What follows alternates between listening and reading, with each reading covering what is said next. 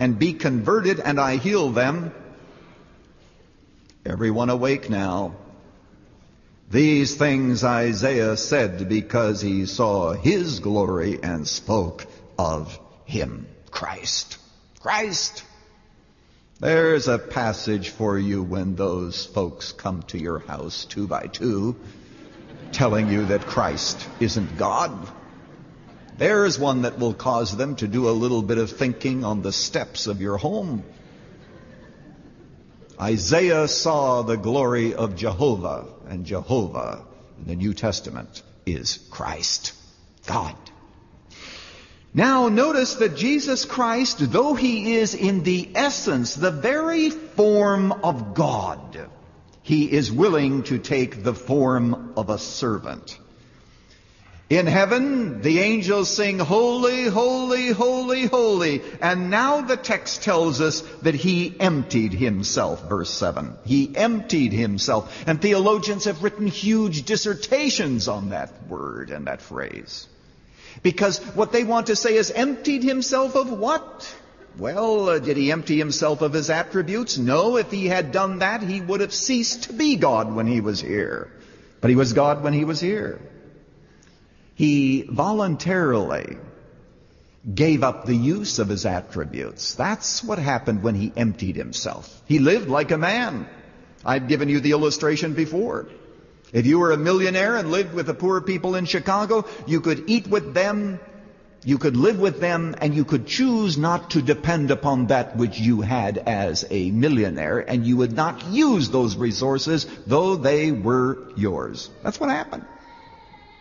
For example, Jesus Christ, being God, he had omnipotence. That big word means all power. And yet there we see him on the well, and the text says, Jesus, being wearied with his journey, sat on the well. And we want to say, why in the world is he weary? He's God. He created the worlds. He wasn't depending upon his attribute of omnipotence. What about omniscience, knowing all things? God knows everything. That's a scary thought when you look into our own hearts and know that there is not one particle of matter or one of thought that escapes his notice. And yet what did Jesus say?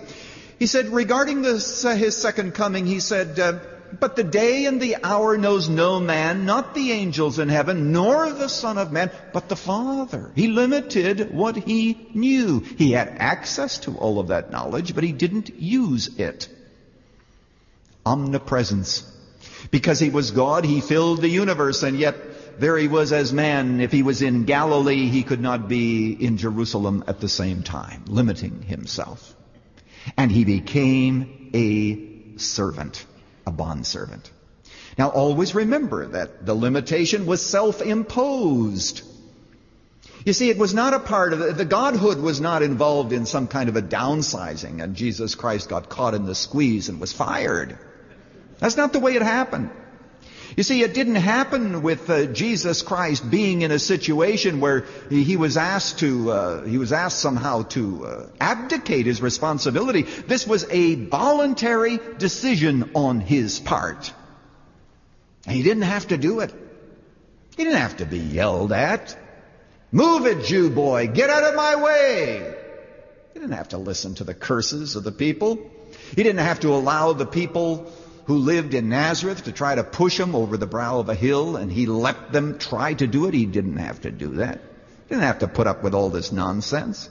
He didn't have to walk sometimes 50 miles in a single week to get around in a hot desert, needing provision and all those other things that he needed. He simply did not have to do that. But he emptied himself, and he chose voluntarily to do it. You see, Jesus Christ never had to apply for the job of being God. He never put in his application, because he really is God.